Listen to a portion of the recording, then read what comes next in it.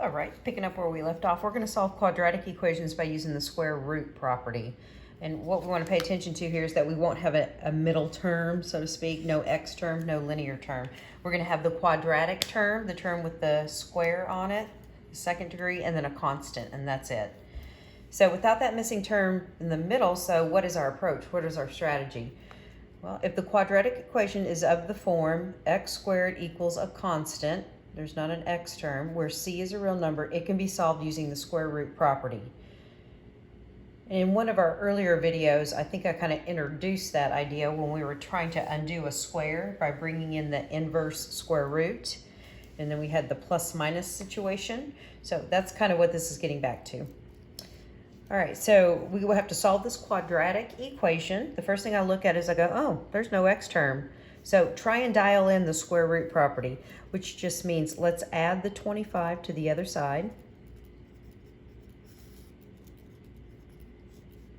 So let's get it of the form where we have the quadratic term equals the constant.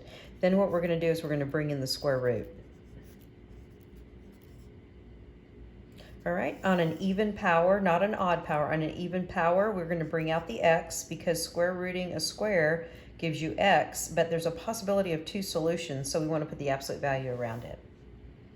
Again, remember, if you bring in an odd root, like the cube root or fifth root or something, then you just bring out the x. So then we focus our attention over here. Well, the square root of 25 is just 5. Okay, but we have one more step. Let's remove that absolute value. And when we remove that absolute value, we can't just like drop them and they disappear. Okay, so we have to make the adjustment over here to plus minus 5.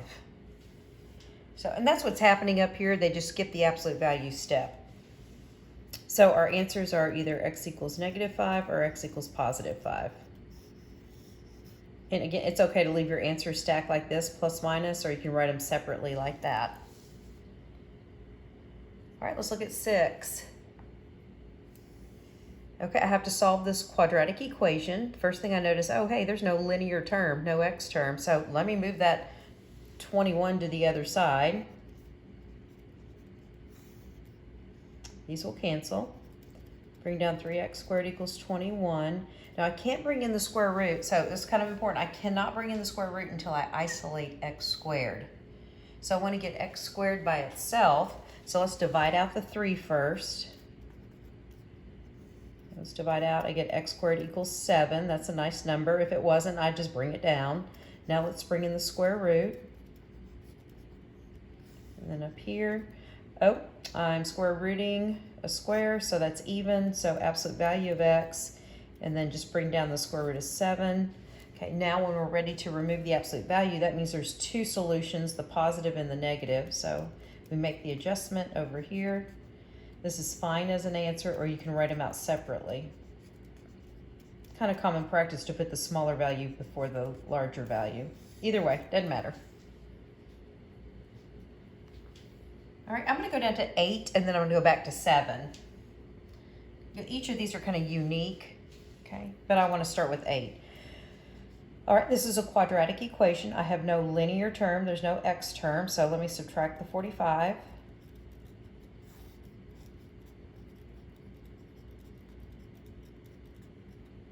All right, I can't bring in the square root until I isolate the x squared. So let's divide by 5.